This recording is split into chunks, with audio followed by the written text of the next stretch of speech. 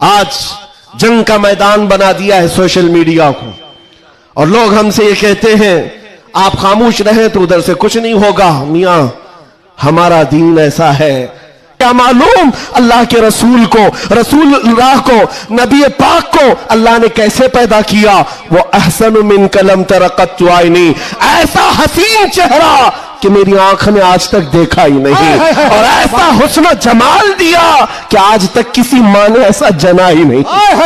کیا بات ہے، سبحان اللہ سبحان۔ جس کی نسبت دربار غوث سے ہے وہ زمانے کے باطل طاقتوں سے نہیں ڈرا کرتا۔ بے شک بے شک۔ میں مختصر آج گفتگو کروں گا، لیکن ایک بات ضرور بتاتا ہوں میرے عزیزوں، تمہاری زندگی چاہے جیسی بھی ہو یہ اللہ کی دی ہوئی ہے، زمین اللہ کی ہے، آسمان اللہ کا ہے، بے شک۔ کسی کا بھیک مانگ کر نہیں کھاتے، اللہ کا رزق کھاتے ہیں، اور جب تک زندگی میں تمہارے جان باقی ہے، سانسیں باقی ہے، اخلاقی فریضہ نہیں، تمہاری جان کا یہ فریضہ ہے، جب رب ذوالجلال کی ذات پر یا رسول کائنات کی ذات پر یا دین اسلام پر کوئی بھی کتا بھونکے اس کا جواب دینا ہر مسلمان پر فرض ہے۔ حق ہے حق ہے حق ہے حق ہے۔ مصلحت حکمت الگ مسئلے، آپ کو میں بتاؤں آج ہماری جو ان حالات ہیں، مجھے یہ گفتگو کرنا بہت ضروری ہے۔ اس کے بعد کیا ہوگا مجھے اس بات کا کوئی ڈر نہیں، کوئی خوف نہیں، اس لیے کہ میں وہ امانت تم تک منتقل کر کے جانا چاہتا ہوں جو حضور پاک کی امانت ہے۔ بے شک۔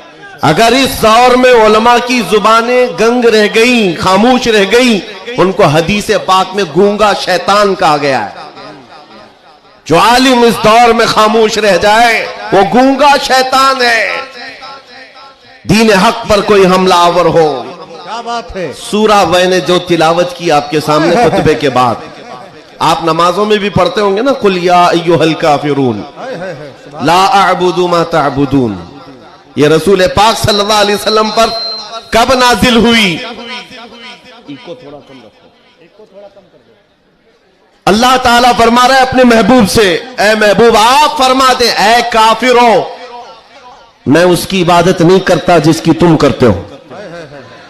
یہ سورہ میں ہے، یہ سورہ آپ پڑھتے بھی ہیں لیکن بہت سارے لوگوں کو یہ گڑتی بھی ہے، اور وہ کہتے ہیں قرآن میں ایسا بھید بھاؤ سکھایا گیا ہے۔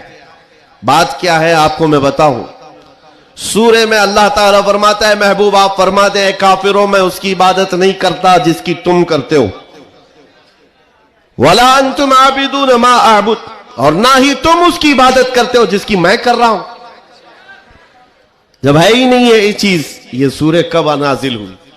مشرکین مکہ نے آ کر ایک بار حضور سے عرض کیا کہ دیکھیں مسئلہ آپ کا بڑھتا چلا جا رہا ہے، ایمان والے بڑھتے جا رہے ہیں، روز بروز اسلام میں داخل ہوتے جا رہے ہیں لوگ، ایک کام کرتے ہیں آپ جو ہے باطل خدا جن کی ہم پوجا کرتے ہیں عبادت کرتے ہیں ان کو برا بھلا مت کہیں۔ نبی پاک صلی اللہ تعالی علیہ وسلم نے فرمایا میں شرک کو شرک کہتا رہوں گا۔ کیا بات ہے، ماشاءاللہ حق۔ آپ ایک بات میں آپ کو بتا دوں، کوئی چیز بھی بری ہو تو اس کو برا کہا جائے گا، اخلاق سے گری ہوئی چیز ہے تو اس کو برا ہی کہا جائے گا۔ دوسرا انہوں نے آپشن رکھا کہ ٹھیک ہے آپ یہ کہتے ہیں ایسے ہیں ویسے ہیں، ٹھیک ہے ایک کام کرتے ایک سال آپ ہمارے خداؤں کی عبادت کریں، ایک سال ہم آپ کی خداؤں کی عبادت کریں۔ نبی پاک صلی اللہ تعالی علیہ وسلم نے فرمایا میں شرک سے اللہ کی پناہ مانگتا ہوں، میں اس کی عبادت نہیں کرتا جس کی تم کر رہے ہو۔ بے شک بے شک۔ تیسرا آپشن دیا گیا کہ ٹھیک ہے خالی آپ ہاتھ رکھ دیں ہمارے خداؤں کے پاس، اور اس کے بعد پھر ہم اور آپ مل کر کے چلتے رہیں گے اور ہم آپ کے ساتھ دین میں داخل ہوں گے۔ نبی پاک صلی اللہ تعالی علیہ وسلم نے فرمایا ہاتھ تو دور کی بات ہے نظر اٹھا کر کے بھی نہیں دیکھوں گا۔ بے شک۔ یہ سورہ نازل ہوئی ہے میرے عزیز، حالات میں بہنے والے جماعت کے ان غدار منافقین کو میں بتا رہا ہوں جو جیسا دیس ویسا بھیس کے نعرے لگاتے ہیں، جب حالات ایسے آ جائیں تو ان کو سب کرنا پڑتا ہے۔ تم رسول پاک کے نہیں ہو سکتے، میرے آقا نے فرمایا ہے رب تبارک و تعالیٰ کی جو عبادت کرتا ہے پھر وہ کسی اور کی عبادت نہیں کر سکتا۔ عزیزان گرامی وقار، اے مومنو حالات جیسے بھی سخت آ جائیں، ایک بات میں آپ کو بتا دوں، کس بات سے ڈر ہے تمہیں، کس بات سے خوف ہے تمہیں؟ میرے عزیزوں، میں تو کہتا ہوں کم از کم سنیوں کو تو حالات سے نہیں ڈرنا چاہیے جو ہر سال کربلا سنتے آتے ہیں. یزید کے ناچ کو دیکھا ہے، سنا ہے، اور حسین اعظم کے بچوں کی مظلومیت بھی سنتے آتے ہیں. ایسے حالات تو نہیں آئے کہ تمہارے 6 ماہ کے بچوں کے گلے میں تیر چلایا گیا ہو، پھر ڈر کس بات کا ہے، خوف کس بات کا ہے؟ ہاں ایک بات میں آپ کو بتا دوں، تمہارا یقین اتنا پختہ ہو جائے کہ ایک لفظ بار بار ہم دہراتے ہیں، اور کچھ لوگوں نے آج مجبور بھی کر دیا ہے کہ ہم اور کہیں اللہ اکبر، اللہ اکبر، اللہ اکبر. اللہ سب سے، عقیدہ ہے کہ نہیں آپ کا؟ اللہ سب سے. یہ عقیدہ کب آیا آپ کے پاس پتا ہے؟ جس دن تم پیدا ہوئے تھے، تمہاری ماں کی گود میں آئے، مؤذن آیا، کوئی مولوی آیا اور کان میں سب سے پہلے کیا کہا؟ سب سے پہلے کیا کہا؟ اذان دی جاتی ہے کہ نہیں بچے کے کان میں؟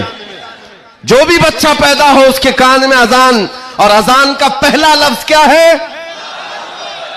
ڈر کر کے تو نہیں بول رہے، زور سے بول رہے. ہاں اب یہ آواز وہاں تک بھی پہنچے گی.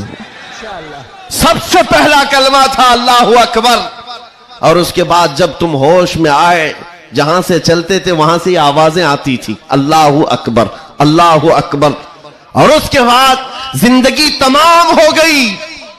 اور جانتے ہو صرف ایک ہی قوم ہے یہ دنیا میں ایسی، آپ ہیں، ہم ہیں، ان کو صرف اور صرف پیشانی اور ناک زمین تک جھکانا ہو تو صرف ایک ہی بات کہنا پڑتا ہے، اللہ اکبر.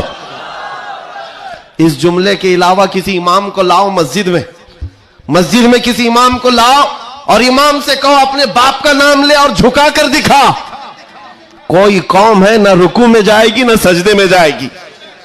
بادشاہ وقت بھی ہو، اکبر جیسا ڈکٹیٹر دین الہی نام کا ایک نیا دین لایا تھا، اور اس نے اپنے نمازوں الگ شروع کروا دی تھی، اور بادشاہ کے نام سے تکبیر کہی جا رہی تھی، اس کا بھی نام اکبر ہے. میرے عزیزو، وقت کا بڑا بادشاہ اپنے نام سے جب جھکانا چاہا، وقت کا مجدد الفسانی فاروقی سرہندی کھڑے ہو جاتے ہیں اور کہتے ہیں یہ پیشانی صرف اور صرف اللہ کے نام سے جھک سکتی ہے.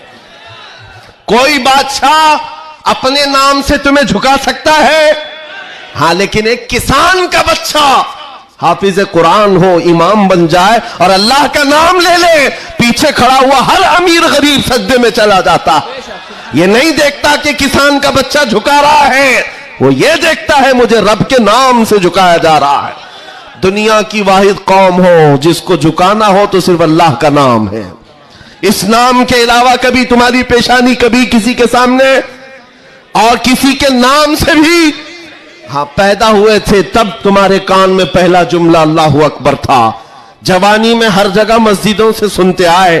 جس دن ہمارا انتقال ہوا، جنازہ لا کر رکھا گیا امام کے سامنے، صفیں لگ چکی تھی، امام نے ہاتھ اٹھا کر تکبیر باندھی، کیا کہا پہلا جملہ؟ اللہ اکبر. ہم پیدا ہوئے تھے اللہ اکبر کہتے ہوئے، دنیا سے جا رہے ہیں اللہ اکبر کہتے ہوئے. یہ عقیدہ ہے مسلمان کا، پیدائش سے لے کر موت تک اگر کسی کو بڑا مانتا ہے تو صرف اللہ اکبر کہتا. اس کے علاوہ تاج اور تخت کی پوجا ہمارے یہاں نہیں ہوتی. 5 سال 10 سال حکومت کرنے والے کوئی دیوتا نہیں بنتا، نہ ہی ہمارے ہاں نبی کی عبادت ہوتی ہے. عبادت صرف اللہ کی ہے. آج تم سب کے لیے جو چیز فرض بن چکی، فرض وہ کیا ہے جانتے ہو؟ وہ فریضہ میں ادا کرنا چاہتا ہوں، لیکن جب ایسے حالات بنتے ہیں نا تو ان ظالموں کو کیڑے کاٹنے لگتے ہیں اچھل کود کرنے کی. میدان میں اچھل کود شروع ہو گیا، جشن شروع ہو گیا، چھیڑنا شروع کیا مومنین کو. کیا کہہ کر کے؟ ابو سفیان ان کی طرف سے آیا، کافروں کی طرف سے، اور نعرے لگانا شروع کر دیا. جو آج سب سے بڑا مسئلہ ہے نا، ہاں یہ احد کے میدان میں دفاع کرنے کے لیے تلوار، چاقو، بندوق، بارود کی ضرورت ہی نہیں. हसन बिन साबित के शेर ही काफी हैं। इसलिए मेरे अजीजों, आला हज़रत इमाम अहले सुन्नत फाजिल बरेलवी को देखो, बरेली की सरजमीन से कलम से ही जिहाद किया है। जितना लिखा है आज भी पढ़ा जाए तो कई लोगों के दांत खट्टे हो जाते हैं। जब नबी पाक सल्लल्लाहु ताला अलैहि वसल्लम की शान में उस दौर के जुब्बा कुब्बा वाले भौंक रहे थे कि इनका इल्म इतना है, इनका इल्म उतना है, ये पीठ पीछे का नहीं जानते, दीवार पीछे का नहीं जानते, जब आला हज़रत अपने कलम से दिफा कर रहे थे, डिफेंस कर रहे थे, तुम रसूल पाक को नाप रहे हो। सुनो उनका मकाम क्या है। सरवर कहूं कि मालिको मौला कहूं तुझे, बागे खलील का गुले ज़ैबा कहूं तुझे, अल्लाह रे तेरे जिस्म मुनव्वर की ताबिशे, ऐ जाने जाम में जाने तजल्ला कहूं तुझे, तेरे तो वस ऐबे तनाही से है बरी, हैरा हूं मेरे शाह मैं क्या क्या कहूं तुझे। और कहना शुरू किया, सारे अच्छों से अच्छा समझिए जिसे, है उस अच्छे से अच्छा हमारा नबी, सारे ऊंचों से ऊंचा समझिए जिसे, है उस ऊंचे से ऊंचा हमारा नबी, बुझ गई जिसके आगे सभी मशाले, शम्मा वो लेकर आया हमारा नबी, खल्क से औलिया, औलिया से रसूल और रसूलों से आला हमारा नबी, जिनके तलवों का धुवन है आबे हया, है वो जाने मसीहा हमारा नबी। आला हजरत फैसला करते हुए अपने